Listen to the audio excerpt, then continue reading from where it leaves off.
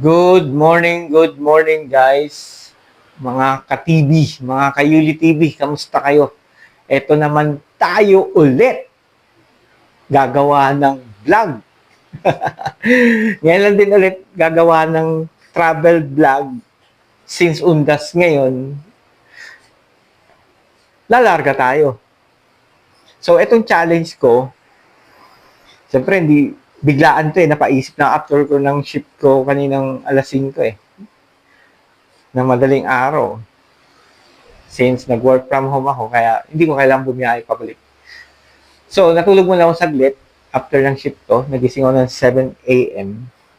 And napapaisip ako kasi, ang ganda magdagat ngayon. Ang ganda ng vibes ngayon sa dagat kasi maraming tao ngayon sa dagat. Maraming tanawin na magaganda. Alam mo na yon. Pero anyway, alam ko mga iba, planadong-planado yung mga lakad nila kasi months pa nila plinano yun. So, kompleto yung budget nila. Gandang-ganda, planadong-planado, planchado na talaga, and sapat yung pera nila. Pero, paano naman tayo na biglaan napaisip na magdagat? So, yung pera natin, sapat lang talaga. So, meron akong natirang 1,000. Natabi ko to na just in case. Yung mga biglaang gala. So, nagtabi ako ng 1,000. 2,500 yan. Amoy palengke ang pera. So, anyway, balik tayo. Tatry kong pagkasyahin ang 1,000 sa buong lakad ko.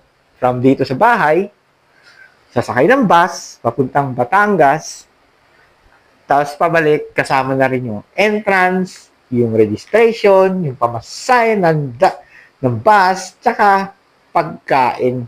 Siyempre, ito, 1,000 challenge to. Kasi alam ko naman, marami tayong mga tropa dyan na ganun din, na biglaan lakad, tapos yung pera nila, sakto lang, 1,000. Siyempre, papagkasyahin din nila yan. So, try din natin to. Malay mo, makatulong to sa inyo, mga tropa ko dyan, mga ka-TV ko.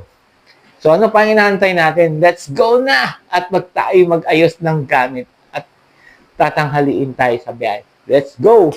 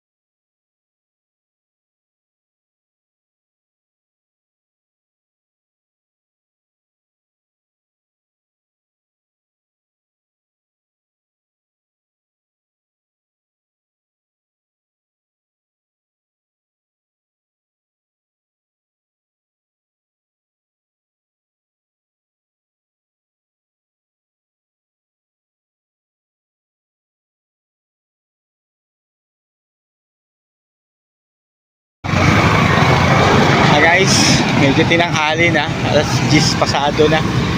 So, sakay tayo papuntang SM North. Then from SM North, sakay tayo ng carousel papuntang Roosevelt. Doon tayo sasakay ng LRT 1. Tapos baba tayo ng Buendia. May sakayan doon ng papuntang Calatagan. So, mamaya ulit. What's up mga ka-Yuli TV? Yun, dito na ako sa bagong spot sa Panutsuran. Bali, nakarating ako kagabi dito sa spot around 8 p.m. na Pero ang saya. Shout out kay Casey Lynn sa nagsuggest sa akin na dito ako pumunta. Supposed to be sa Lian ako, pero na-divert yung takbo natin dito sa Panutsuran. So, update sa nagastos natin. So far, recap natin yung gastos from bahay to SM North. Yung van fare ko, 25 pesos. Tapos pagdating ng SM North, going to Roosevelt, papunta sa LRT 1, 15 pesos. Tapos from Roosevelt to Bendia, 45 pesos. Tapos yung bus from Bendia to Nasugbu, 235. And then pagdating ko ng Nasugbu, eto na nga, sabi ng katrabaho ko, si Casey Lee. Ay, sorry. Sasakay daw ako ng tricycle pa dito, panutsuran. So nagtanong ako, akala ko yung maraming kasabayan na pasahero.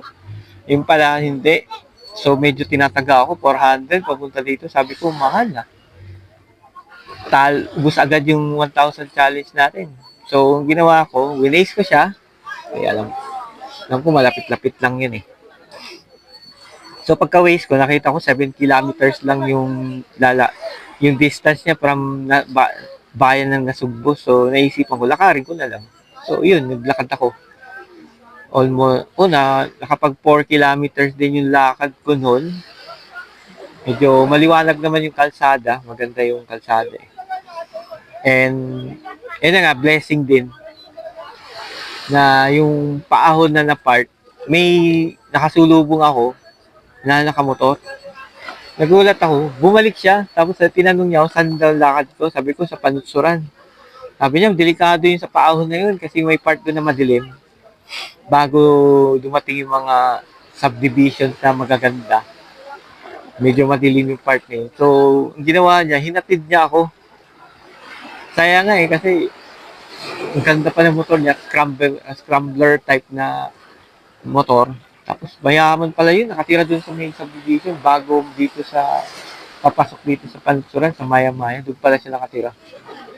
Yung pa, tinatid ako hanggang Maya-Maya. Na-save yung pamasahe ko, tsaka yung travel time ko na naglalakad ako, na-save din. Mga 15 minutes lang namin tinakbo eh, galing dun sa, hindi ko alam yung anong part yun, basta after ng port yun, parang may malaking ilog doon. Yun, na-save ako. Kaya shout out sa'yo, Jay. Jay ang pangalan nun eh. Kilala siya eh. Update. 25, 15, 45, 235, 190, plus 60, plus 75, plus 20. Tumayo ko kanina doon. So, nag-share kanina. Yun, yung mga gastusin natin. Tapos, pagka uwi natin bukas, update natin kung magkano. Kung sumakdo ba yung 1,000 pesos challenge natin.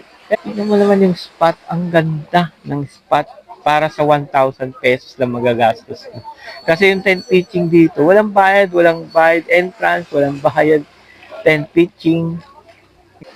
So enjoyin ko muna itong moment na to at maliligo tayo kasi ang ganda talaga ng dagat. So, diyan muna kayo. Sunod update kung pauwi na ako at kung nakarating na ako sa bahay.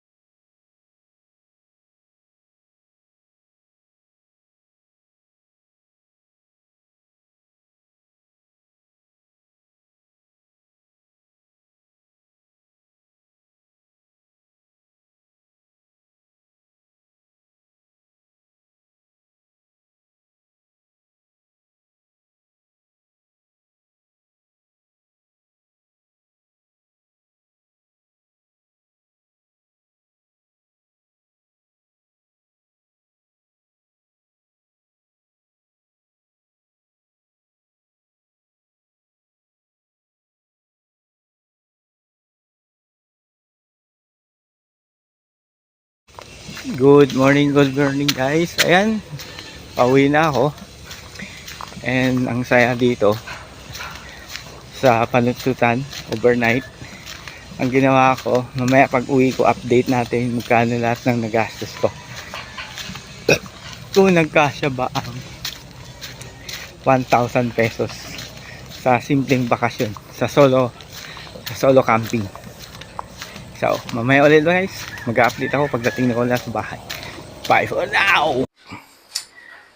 Hello guys!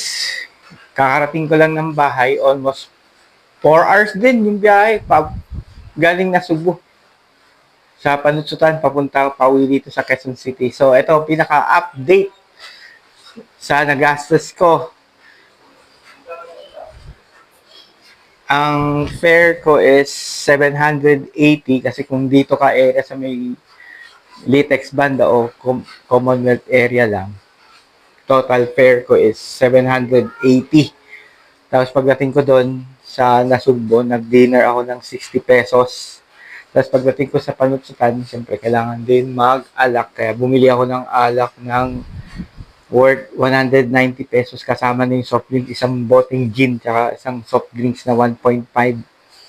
Then, breakfast ko is 75 pesos. And ang lunch ko is 90 pesos. So, tantaranan, ang grand total ko is 1,195 pesos. Hindi man sumakto sa 1,000, pero almost lumagpas na lang konti. 1,195 ang total niya. So, fair enough din pag solo camper ka. Pero tingin ko depende rin sa destination na pupuntahan nyo. Kasi yung napuntahan ko, hindi ako nagbayad ng tent pitching, hindi rin ako nagbayad ng entrance kasi sinuggest nyo ng katrabaho ko na pwede daw dun mag-camping. And yung tita kasi niya may pwesto din dun, kaya napa-discount tayo. Pero kung tutusin, maganda naman yung area. Kaya sulit na sulit din yung nagastos ko sa solo beach camping ko. Pero ang regular price nun, kung gusto nyo mag-tent pitching doon, meron silang cottage na kailangan mong i-rent. Nagre-range siya ng 2,000 to 3,000. Depende sa ilang kayo. So, sure, mura din yung area doon sa Panutsutan. Murang-mura din talaga. Tapos may mga transient sila doon, ranging from 6,000 to 10,000 din. Pero depende din sa dami ng tao. So, in order kayo mag-pitch tent doon, kailangan nyo kumuha ng cottage.